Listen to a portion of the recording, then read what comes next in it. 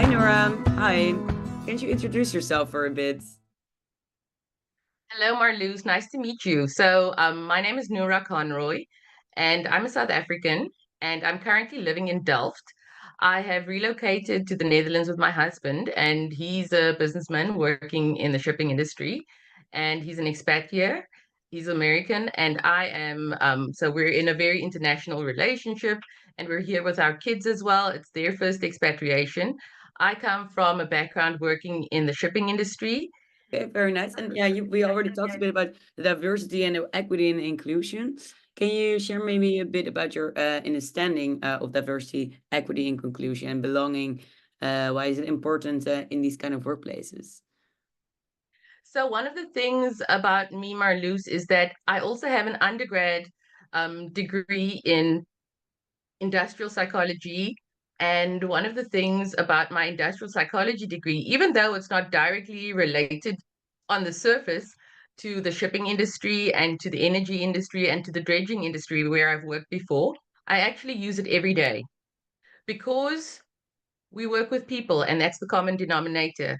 And working with people from a diverse background and ensuring that there's equity and inclusion, not only for men and women, but also for people who have identities and disabilities and also invisibilities that you cannot see, but you need to be aware of so that your group and your cohesion of your team in the workplace is that much stronger. So for me, um, I enjoy working in international teams.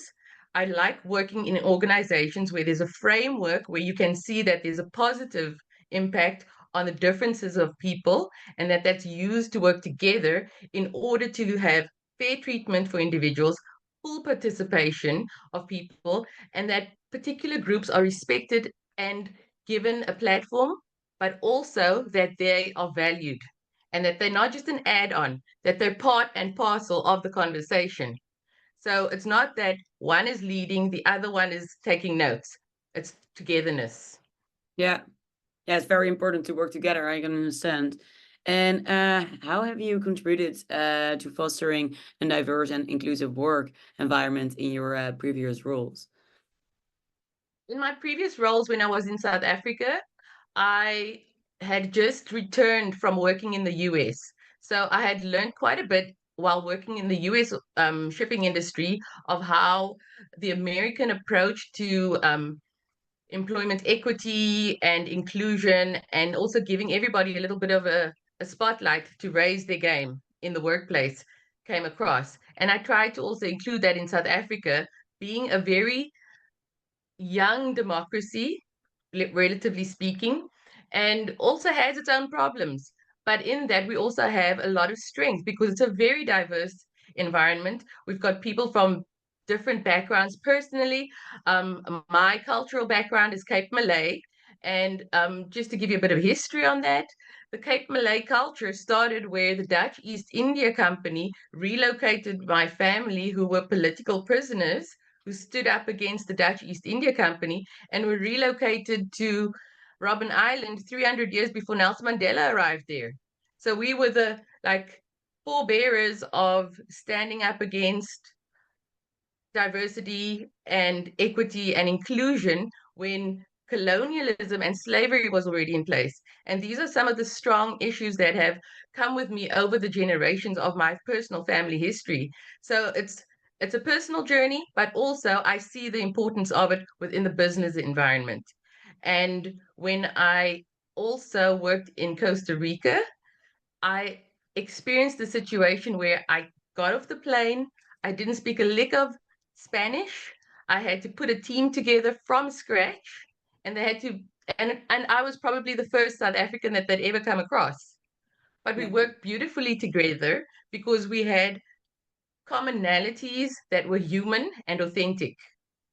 And once you've got that as a basis, that individuals are respected, but also the cohesion of the team comes together in a way where everybody's allowed to be the authentic version of themselves and not feel shamed by any part of them, not have to hide their background, no matter how humble it was or how difficult it was. then you've got common ground. And that is what when you really start feeling like you belong in a place, when you can have that feeling. Yeah, very nice to hear about your experience. And have you ever had an example of a time that you had a disagreement with a colleague regarding diversion and inclusion? And how did you handle it? So for me, it's been a challenge when I came to the Netherlands. I had different expectations. I really had very high expectations of the Netherlands because growing up, I came to the Netherlands when I was a child with my parents because they felt the need for me to have a broad education, not just growing up in South Africa in segregated schooling system.